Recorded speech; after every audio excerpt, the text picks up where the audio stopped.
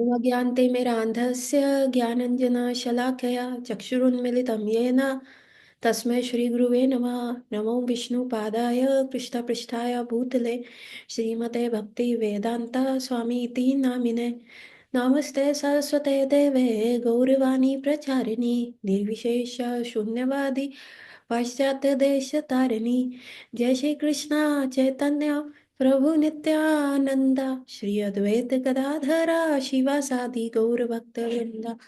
हरे कृष्ण कृष्ण कृष्ण हरे हरे हरे राम राम राम हरे हरे। वाञ्छाकल्पतरुभ्यश्च कृपा सिन्धुवैव च पतितानां पावनेभ्यो वैष्णवेभ्यो नमो नमः। तो आप सबका स्वागत है आज की कक्षा में। और हम कर रहे थे कि कैसे सनातन गोस्वामी जो है महाप्रभु से मिले हैं, और महाप्रभु से उन्होंने ये बहुत ही बुद्धिमता सवाल पूछा है कि जीव का स्वरूप क्या है और कैसे हमें गुरु को अप्रोच करना चाहिए। That is the discussion of our last class. अब आगे पढ़ते हैं। गुरु के समीप जाना केवल एक लोकाचार ही नहीं है, वह तो तापत्रय के प्रति गंभीरता पूर्वक सचेत व्यक्ति के लिए अनिवार्य है, जो उनसे मुक्ति का इच्छुक हो। ऐसा पुरुष का कर्तव्य है कि गुरु के निकट जाए। इस संदर्भ में हमें गीता में इसके समान स्थित पर ध्यान देना चाहिए। युद्ध करने अथवा ना करने की समस्या के कारण अनेक द्वंद्वों से किंकित किंकित कर्तव्य मूढ़ हो जाने पर अर्जुन ने अपने गुरु भगवान श्री कृष्ण की शरण ली। वहां भी परम गुरु श्री कृष्ण ने अर्जुन को जीव के स्वरूप का उपदेश दिया। भगवत गीता में कहा गया है कि जीव का स्वरूप उसकी आत्मा है। वह पंच भौतिक नहीं है। आत्मा के रूप में वह परमात्मा परम सत्य स्वरूप भगवान का भिन्न अंश है। भगवत गीता में हमें ये भी जानते हैं कि जीव का एकमात्र कर्तव्य भगवान भगवत शरणागति है, क्योंकि इसके बिना सुखो सुखोपलब्धि नहीं हो सकती। भगवत गीता का अंतिम आदेश यही है कि भगवान श्री कृष्ण के चरणों में पूर्णतः शरणागत होकर जीव नित्यानंद में निमग्न हो जाता है। यहाँ पे बताया जा रहा है कि गुरु को अप्रोच करना इज नॉट अ फॉर्मेलिटी, कि भाई सारे दीक्षा ले रहे हैं तो चलिए हम भी दीक्षा ले लें। गुरु को अप्रोच करना is not at all a formality, लोकाचार के हिसाब से नहीं है, फैशन नहीं है। गुरु को इस भाव से तो बिल्कुल भी अप्रोच नहीं करना चाहिए। और हमने ये भी कहा था गुरु को भौतिक चीजों के जो समस्या है उसके लिए भी अप्रोच नहीं करना चाहिए। जब आप एक ऐसे धर्म संकट में हैं या कोई द्वंद्व में है तब अप्रोच करना चाहिए, क्योंकि गुरु आपको बताता है कि what is your actual Swarupa, what are you.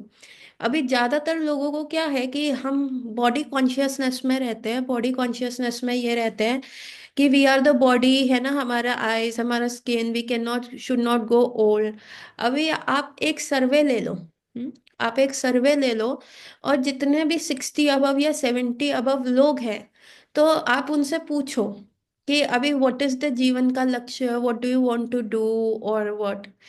आप देखेंगे कि ज्यादातर लोगों को उस एज तक भी नहीं पता जीवन का लक्ष्य क्या है। वो लोग कहते हैं, जैसे अभी मैं एक ओल्ड लेडी का इंटरव्यू सुन रही थी। उसमें उससे पूछा गया, she was like 80 years old, 82 years old, और she was like looking very stunning. उसने अपना हेयर कट कराया हुआ था। शी इज फ्रॉम यूरोप में, लंदन में वो लेडी थी। And she had her styles, उसने बहुत अच्छे से टी शर्ट ड्रेप्ड अप थी। तो इससे एक व्यक्ति ने पूछा, ma'am you looking very stylish, आप बताएं कि व्हाट डू यू डू। तो उसने बोला कि आई एम 82 years old। तो उन्होंने कहा कि अब आप क्या कर रही है। कह रही मैं सोलो ट्रिप्स ले रही हूँ, मैं अपनी जिंदगी को बहुत अच्छे से जी रही हूँ। मैं सोलो ट्रिप्स इधर उधर ले रही हूँ वर्ल्ड में, और that is giving me a lot of satisfaction. तो उन्होंने कहा कि आप अपनी यंगर सेल्फ को क्यों क्या एडवाइस देंगे। अगर आपको फिर से मौका मिले यंगर अपनी सेल्फ को एक चिट्ठी लिखने का, तो आप अपनी यंगर सेल्फ को क्या एडवाइस देंगे। तो उस लेडी ने कहा मैं अपने यंगर सेल्फ को एडवाइस ये दूंगी कि डोंट बी कॉशियस, है ना। जो थ्रिल्स है लो, life is too short and everything, वो बोल रही थी। लेकिन क्या उसने फिर एंड में ये बोला, because I know I have a limited time now, इसलिए मैं लाइफ को फुलेस्ट जी रही हूँ। सो ये स्टेटमेंट कब आता है? ये स्टेटमेंट तब आता है जब हमें पता है, हमें लगता है कि ये लाइफ इन ऑल है, और ये जो शरीर है यही सब कुछ है। इसके बाद once the death takes away this body, उसके उपरांत क्या है? आगे जीवन नहीं है। तो you speak this statement this. So इस बॉडी कॉन्शियसनेस में रहने से क्या होता है कि कभी भी कुछ भी होता है, यू गो डिप्रेस। अभी उस लेडी ने अपने आप को बहुत अच्छा मेकओवर करा के, अच्छा हेयर स्टाइल करा के, and salt and paper look लिया हुआ था अपने हेयर्स का। Salt and paper look is black and white, है ना, एंड दोज आर मेंटेन्ड, इसको सॉल्ट एंड पेपर लुक कहते हैं, है ना। And very stunning branded clothes पहने हुए थे। अभी लाइफ क्या है, हमने लास्ट कल का क्लास में बात किया कि life is not the bed of roses. चाहे आप 20 साल के हो, चाहे आप 40 के हो, चाहे 60 के हो, चाहे 80 के हो, यू विल सी कि आपकी लाइफ में जो ग्राफ गया है, ऊपर और नीचे, ऊपर और नीचे का गया है। सो अभी उसका क्या होगा, अगर कुछ भी उसका लाइफ में होता है तो फिर शी विल बिकम डिप्रेस्ड। अगर वो सोलो ट्रिप में कुछ हो जाता है, या कुछ भी ऐसा होता है, कुछ भी चीज इधर से उधर हो जाती है, चाहे अकाउंट्स या कुछ भी, तो क्या होता है कि बंदे को लगता है बस now I need to end my life, मेरे जिंदगी में आगे कुछ नहीं। जैसे आजकल जेंजी का बहुत वो है कि they are very body conscious, और उनका जो स्किन है वो वैसा होना चाहिए, और जरा सा भी कुछ होता है तो बस उनको लगता है पिंपल आ जाता है, they have no patience to take it. वो चाहे वो केमिकल लगाएं, चाहे वो कुछ भी करें, है ना। लाइक आप देखेंगे कई जगह ब्लड फेशियल्स चल रहे हैं, है ना, ह्यूमन ब्लड से फेशियल किया जा रहा है। कहीं जगह चाइना में तो ऐसा बोला जाता है कि people are conceiving and then they are aborting, और वो जो एम्ब्रॉय होता है उसको खाने से आप यंग रहते हैं।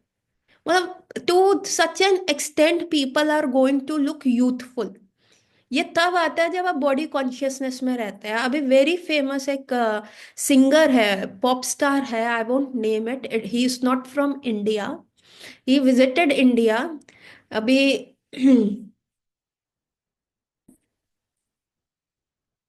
वो व्यक्ति अपने म्यूजिक वीडियोस में इतना एक्सपेरिमेंटेशन कर रहा है। कभी वो एक लाइव जीव को खा रहा है, ऑक्टोपस खा रहा है। कभी वो क्या कर रहा है, एक पानी के अंदर है and he is just hitting the windows, और उसका ब्लड आ रहा है। मतलब see, even with the success क्या हो रहा है, he so successful, he has such a fan following, and he is very popular, और डिफरेंट कंट्रीज में ही डज द टूर। अगर आप उसका इंस्टाग्राम प्रोफाइल या आप उसका सोशल नेटवर्क प्रोफाइल्स आप चेक करेंगे तो ही इज क्वाइट फेमस। लेकिन क्या हुआ, जब वो हमारी कंट्री में आया था, इंडिया में, तो may be people in India was not knowing about him much, या उसका इतना क्रेज नहीं था। तो he felt a little offended, और उसने एक पब्लिक इंटरव्यू में ये भी बोल दिया, I am not going to come back, you know people don't know me, they just treat me like. So and now he is experimenting so much. और उस एक्सपेरिमेंटेशन में क्या हो रहा है, ही इज हर्टिंग हिमसेल्फ। और जब वो अपने आप को इतना हर्ट भी कर लेता है, स्टिल उसके फेशियल एक्सप्रेशंस जो आजकल, उसका आर्टिकल में मैंने पढ़ा था कि उसके फेशियल एक्सप्रेशन चेंज हो रहे हैं, ही इज मोर एंशियस। कुछ नया, कुछ नया, कुछ नया करने के चक्कर में वो बहुत, you know, he has become very restless. So क्या होता है, यही सॉइल बनती है, जो ये रेस्टलेसनेस वाला सॉइल होता है। जब आपको लगता है, क्यों? क्योंकि ये ह्यूमन बॉडी है, इसमें आपको सेटिस्फैक्शन नहीं आता, सैटिटी आ जाती है। मतलब आप 10 गुलाब जामुन के बाद 11वां अगर खाते हो, अगर आपको मीठा पसंद है, तो 11वां आपको वो कड़वा लगता है। मन नहीं भरता, लेकिन पेट भर जाता है, और जीभा खा नहीं सकती। तो ये ह्यूमन बॉडी का दिक्कत है कि सेटिस्फैक्शन तो आता ही नहीं है, लेकिन सैटिटी आ जाती है। और इसीलिए व्यक्ति क्या होता है, कहता है मैं बोर हो गया, मुझे चेंज करना है ना। वो चेंज करने के चक्कर में इतना विद एज क्या होता है, रेस्टलेसनेस आ जाता है। रेस्टलेसनेस आ जाता है तो व्यक्ति स्थिर नहीं रहता, मैं ये भी ट्राई कर लूं, मैं वो भी ट्राई कर लूं। और फिर वो उसकी अपनी बॉडी के जो टर्म्स एंड कंडीशन अप्लाइड होते हैं कि भाई ये बॉडी हर्ट हो सकती है, आप मृत्यु को प्राप्त हो सकते हो, वो टर्म्स एंड कंडीशन भूल जाते हैं।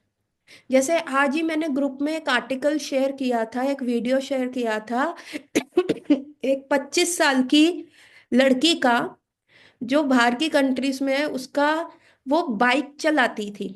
She use to ride a bike, और वो बहुत फुल स्पीड पे बाइक चलाती थी, और उसका वीडियोस था पूरा, उसने टैटू वैटू बनाया हुआ था, और उसका बहुत फॉलोइंग था। बट अभी उसने क्या किया, अभी उसने क्या किया कि मेरे को और कुछ करना है, एक्सपेरिमेंट करना है, नया करना है, वो रेस्टलेसनेस आ गई उसके अंदर।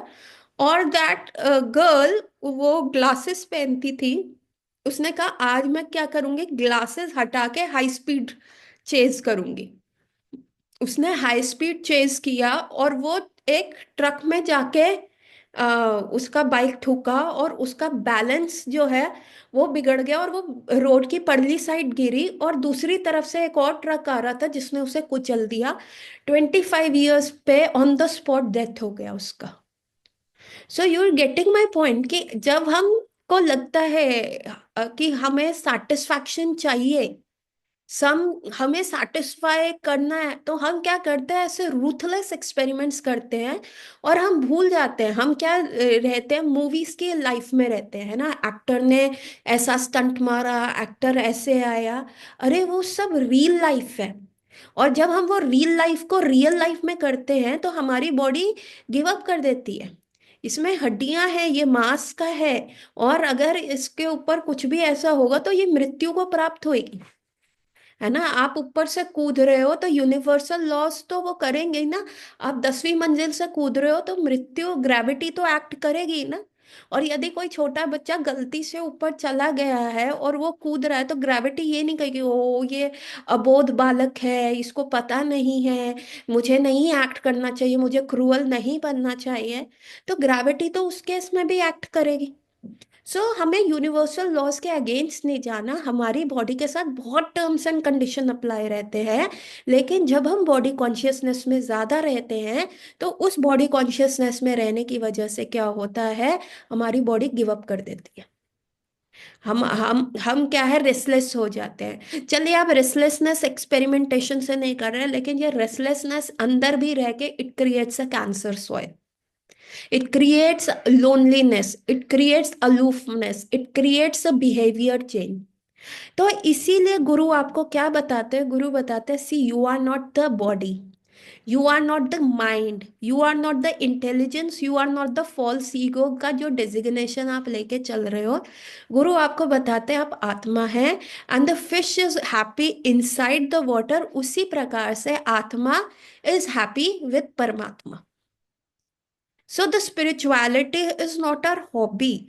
The spirituality is something we just, it is not like we sometimes take it. Chalo, let's be spiritual, following a fashion trend.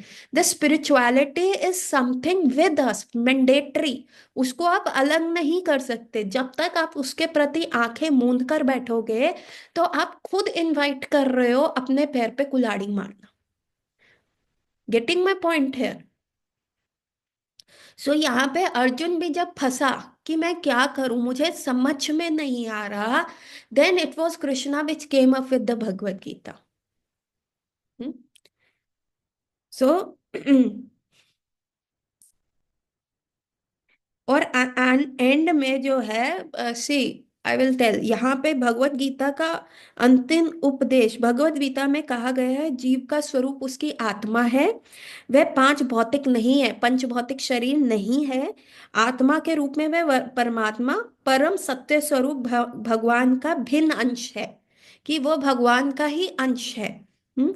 Bhagavad Gita में ये भी जानते हैं कि जीव का एकमात्र कर्तव्य भगवत शरणागति है, क्योंकि उसके बाद सुख उपलब्धि नहीं हो सकती, है ना। कि एकमात्र, what is our goal is to surrender to Krishna. ठीक है, भगवत गीता का अंतिम उपदेश ये है कि भगवान श्री कृष्ण के चरण में पूर्ण शरणागत होकर जीव नित्यानंद में निगम्न हो जाता है, कि भगवान की शरणागति लेके जीव क्या होता है, नित्यानंद में एकदम जिसको कहते हैं he gets the ultimate relief from the miseries. अच्छा, नाउ एक why we all talk about surrender and who can surrender, who can not surrender, है ना। सो द सरेंडर व्यक्ति वही कर सकता है जो फॉल्स ईगो से परे है, जिसको अपने बाहुबल के ऊपर, अपनी नॉलेज के ऊपर, अपना रूप सौंदर्य के ऊपर, अपना वेल्थ के ऊपर बहुत ज्यादा गर्व होता है, वो व्यक्ति झुक नहीं सकता, वो झुक ही नहीं पाएगा। और जो व्यक्ति इन सारी चीजों से एग्जॉस्ट हो चुका होता है वो सरेंडर करता है। सो आप देखेंगे भगवत गीता चैप्टर 12 में पूरा भगवान बता रहे हैं कि पहले तुम मुझे अपना मन दे दो, मन नहीं दे सकते तो तन दो, तन से सेवा करो, तन नहीं दे सकते तो तन के द्वारा कमाए गए चैरिटी दो, पैसा दो, पैसा नहीं दे सकते तो किसी भगवत कार्य में करो, कुछ भी नहीं कर सकते तो सिर्फ मुझे प्रणाम करो। प्रणाम करना भी क्या होता है आप देखेंगे, आजकल लोग झुक भी नहीं पाते। यू नो वाई, क्यों नहीं झुक पाते?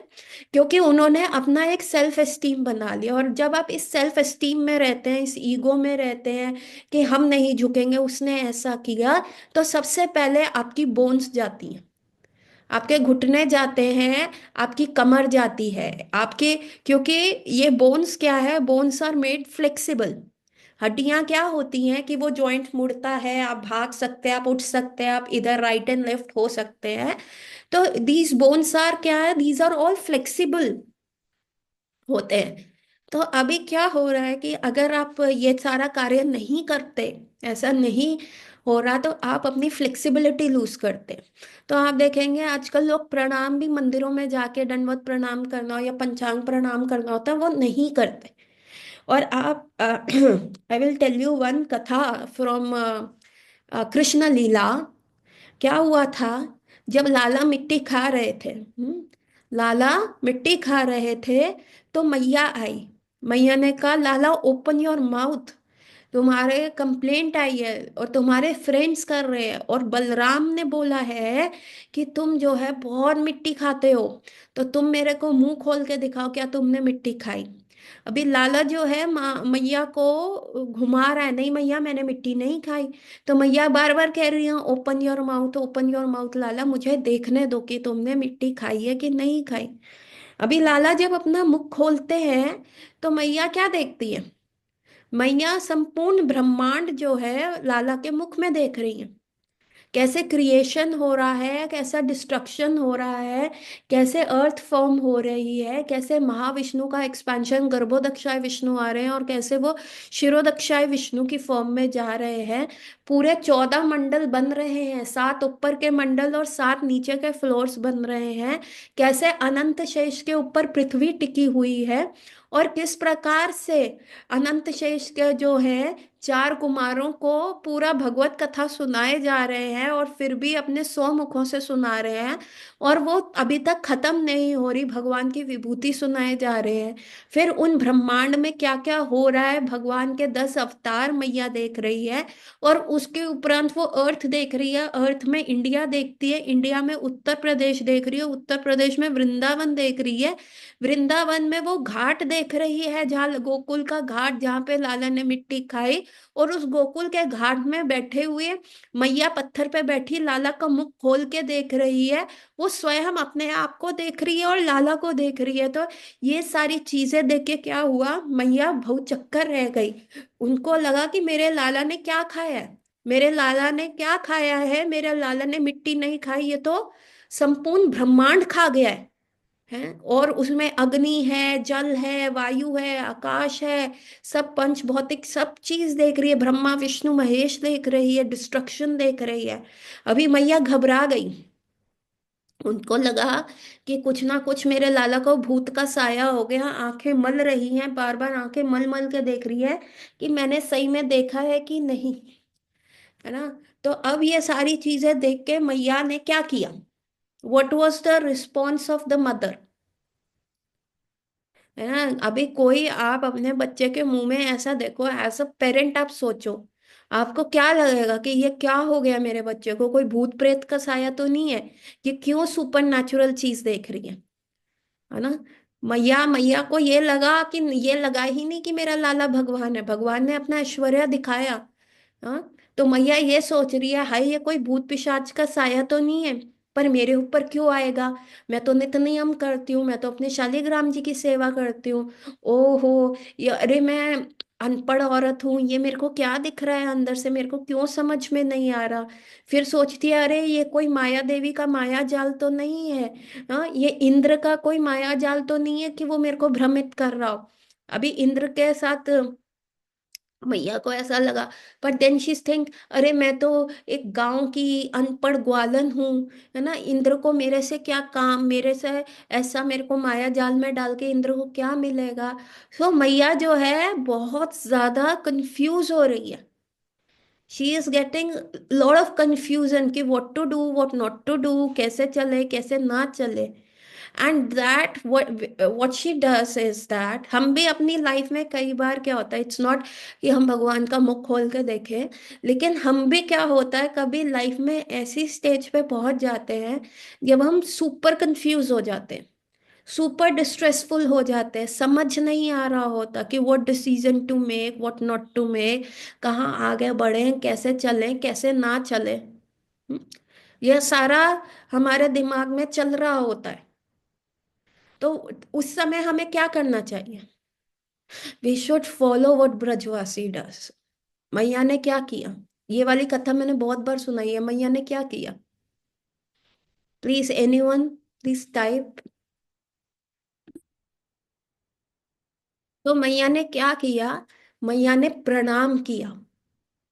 जब सब कंफ्यूजन हो रहा हो, है ना, जब आप स्ट्रेस में हो, क्या सरेंडर याद आता है, क्या याद आता है, कुछ याद आता है। वेद स्तुति मंगलाचरण, भगवत गीता के श्लोक कुछ याद आते हैं, नहीं आते। तो उस समय क्या बेस्ट है, मैया ने क्या किया, खुद को खुद भी और लाला को, भगवान विष्णु को कहा कि अब प्रणाम करो। हम ये हमारी समझ से बाहर की चीज है। और अगर आप रेगुलर लाइफ में भी देखोगे, बहुत सारी चीजें जो है, मोस्ट ऑफ द थिंग्स जो है हमारी जो है वो समझ के बाहर की चीजें होती हैं।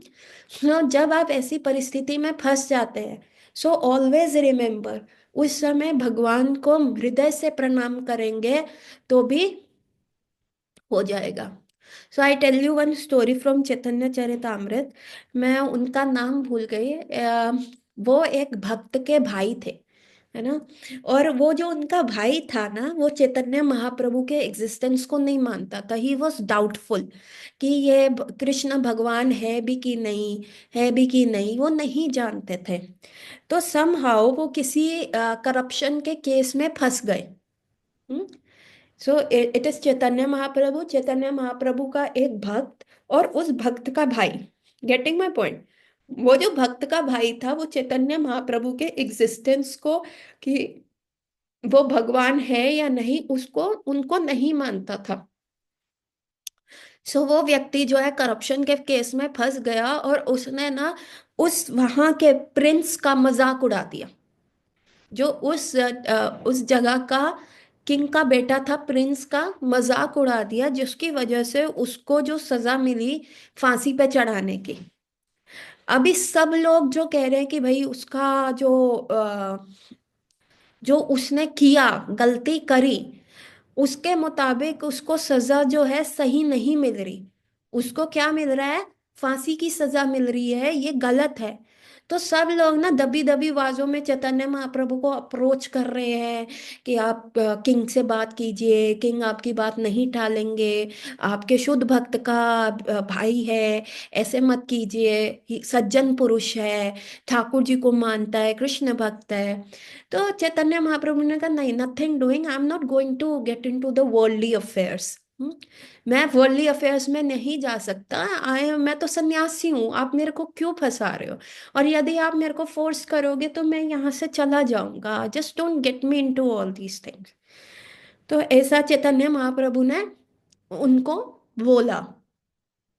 तो ये सब चल रहा था, एवरीथिंग वॉज गोइंग। उसके बाद क्या होता है, उस व्यक्ति को जिस दिन फांसी की सजा मिलती है, उसको फांसी पे चढ़ाया जा रहा होता है, उसके ना मन में एक थॉट आता है। उसके मन में क्या थॉट होता है? ओ, अब मैं मरने वाला हूँ। हम्म, अभी मेरा आगे कोई जीवन नहीं है। तो why should I keep such firm things in me ना? और क्या पता चैतन्य महाप्रभु सच में भगवान है ना? अभी मैं मरने वाला हूँ, तो let me surrender to him. और वो अपने हृदय से क्या करता है? उनको प्रणाम करता है कि आई नो, मेरे से गलती हो गई है, कि मैंने आपको माना नहीं, but now I am realizing that you are God. और वो मन ही मन उनको जो है प्रणाम ऑफर करता है, नमस्ते ऑफर करता है। और उसके गले में अभी फांसी का फंदा डल चुका है, उसका जो फेस है वो ब्लैक कपड़े से कवर कर चुके हैं। अभी जस्ट जल्लाद को क्या करना है? वो खींचना था, द रॉड को खींचना था, और वो लटक जाता। और उसी समय उसने चैतन्य महा, अभी उसके हाथ क्या है? रस्सी से बंधे हुए हैं पीछे। अभी कोई वो वेद मंत्रा चैंटिंग नहीं कर रहा, वो कुछ भी ऐसा चैंट नहीं कर रहा। वो क्या कह रहा है? मैं महाप्रभु को सिर्फ एक प्रणाम ऑफर करता हूँ, मेरे से गलती हो गई। शायद चैतन्य महाप्रभु गॉड है। तो अभी मेरा मरने का समय है, तो मैं क्यों ऐसा चीजें अपने साथ लेके जा रहा हूँ? Late me surrender. Low and behold, जैसे ही वो प्रणाम करता है तो देखता है कि किंग का जो एक मिनिस्टर है वो भागते हुए आ रहा है, और उसने वो फांसी रद्द कर दी है, क्योंकि किंग को ये बात पता चल गई है। और किंग को ये भी पता चल गया कि वो एक शुद्ध चैतन्य महाप्रभु के भक्त का भाई है। तो उसकी ये फांसी और जो द कंपैरिजन था वो कम था। तो बस जल्लाद वो रॉड खींचने वाला था, उससे पहले ही किंग आ गया। किंग का मैसेंजर आ गया और उसकी फांसी रद्द हो गई। और जब उसका ऐसा हुआ, then he realized, oh yes, Chaitanya Mahaprabhu is actually lord, because he has the all the power to save me. तो चैतन्य चरितामृत ये दिखाती है कि जब आप ऐसी परिस्थिति में, अभी द्रौपदी ने भी क्या किया? हाथ खड़े कर दिए ना, हाथ खड़े कर दिया। Now nothing, no, not my energy, Dushasana के सामने मैं एक अबला नारी हूँ। I don't have the powers in my you know biceps की मैं अपना साड़ी को रोक सकूं। I don't have the power in my teeth की मैं उसको रोक सकूं। And she surrendered with the प्रणाम। गोविंद दामोदर माधवेती, ऐसे शी स्टार्टेड सिंगिंग। तो जब भी आप कोई ऐसी परिस्थिति में है ना, तो हमें क्या सिखाया गया है? हमें क्यों बोलते हैं 16 राउंड्स चांट करो, क्यों हरि नाम करो? ताकि that is the only thing that becomes your reflex action. क्यों कहते हैं अगर गिर जाते हो तो हरे कृष्ण बोलो, छींक रहे हो तो हरे कृष्ण बोलो, हरि बोल बोलो। क्यों? क्योंकि हर परिस्थिति में जब आपको यह आदत हो जाएगी, then it becomes your second behaviour. तो इट बिकम्स योर रिफ्लेक्स। और सबसे डिफिकल्ट परिस्थिति कौन सी है? डेथ। और अगर ये रिफ्लेक्स उस समय नहीं जनरेट हुआ, क्या डेथ के टाइम कोई, हम प्रभुपाद की तरह तो है नहीं कि मृत्यु शैया पे भी प्रभुपाद का माइंड इतना यू नो अलर्ट था कि he was translating Shrimad Bhagavatam. हम लोगों का क्या हाल होगा हमें नहीं पता। लेकिन जब हम हरि नाम क्यों पूरी जिंदगी करते हैं? ताकि वो हमारा एक रिफ्लेक्स एक्शन बन जाए, एक नर्व न्यूरो लिंग्विस्टिक प्रोग्राम बन जाए, एक लैंग्वेज ऑफ नर्व बन जाए। कि वो एज अ, जैसे कोई गर्म चीज छूते हैं तो हाथ एकदम पीछे हो जाता है ना? कोई ठंडी चीज छूते हैं तो हम पीछे, हाथ पीछे हो जाता है ना? कुछ आ रहा होता है आंख के अंदर तो पलक एकदम से झपक जाती है। तो जब ये सारी चीजें एज अ रिफ्लेक्स है, तो हरि नाम भी क्या है हमारे लिए? एक रिफ्लेक्स बन जाए कि कोई भी परिस्थिति में हो, प्रणाम और नाम ये नहीं छूटना चाहिए। प्रणाम और नाम, हर परिस्थिति में ठाकुर जी को प्रणाम करो, और हर परिस्थिति में जब आप नाम लेते हो तो यही आपकी जो है नैया पार लगा सकता है। बाकी चीजें आपको 700 श्लोक भगवद गीता के फ्रॉम 1 to 700 और 700 to रिवर्स 1 तक चाहे याद हो या ना याद हो, that becomes very secondary. Getting my point? So इसीलिए हमें क्या है, ब्रजवासियों को फॉलो करना है। तो मैया ने क्या किया जब अत्यंत कंफ्यूजन, अत्यंत मिजरीफुल कंडीशन में आ गई, तो मैया ने क्या किया, सिर्फ प्रणाम ऑफर किया। और वो प्रणाम ऑफर करते ही जो मैया के अंदर एजिटेशन था वो कम हो गया। और जब आप भी देखेंगे, जब आप भी कभी ऐसी परिस्थिति में फंसते हैं, तो जब आप प्रणाम ऑफर करते हैं या आप हरि नाम लेते हैं, तो वो एजिटेशन जो है आपका कम होता रहता है। बट अगेन आई से, आज भर्ती और कल छत्रपति नहीं होता। थ्रू आउट लाइफ हमें प्रैक्टिस करना है, तभी हम उस चीज को अपना पाएंगे। सो गेटिंग माय पॉइंट कि शरणागति क्या है, प्रणाम से कर शुरू करो, प्रणाम से लेके नाम तक लेते जाओ, and the process will work, और फाइनली यू विल सरेंडर। आपका वो रिफ्लेक्स एक्शन बन जाएगा। सो आपको प्रणाम और नाम अपना रिफ्लेक्स एक्शन बनाना है। यहाँ भी श्रीमान महाप्रभु श्री सनातन को उत्तर देते समय उसी सत्य की पुनरुक्ति कर रहे हैं, किंतु एक अंतर के साथ। श्रीमान महाप्रभु ने यहाँ आत्मा विशेषक वह जानकारी नहीं दी जो पहले श्री भगवत गीता में विद्यमान है, वरन उन्होंने श्री सनातन को श्री कृष्ण उपदेश के आगे शिक्षा किया। महाभागवतों के अनुसार श्री गौर सुंदर महाप्रभु स्वयं श्री कृष्ण हैं, तथा ये दृष्टि से उन्हें श्री सनातन गोस्वामी को उपदेश वहां से आरंभ किया जहां अर्जुन को दिया गीता उपदेश समाप्त होता है। तो this is where Gita stops, और सनातन गोस्वामी को चैतन्य महाप्रभु ने उपदेश दिया। So Gita is more like how to live in your life, what is how to cultivate an attitude, how to cultivate an aptitude। लेकिन उस एटीट्यूड और एप्टीट्यूड को कैसे प्रैक्टिकली अप्लाई करके गोल ऑफ लाइफ तक पहुंचना है, that is the main thing. So please join link to, so that we can discuss further.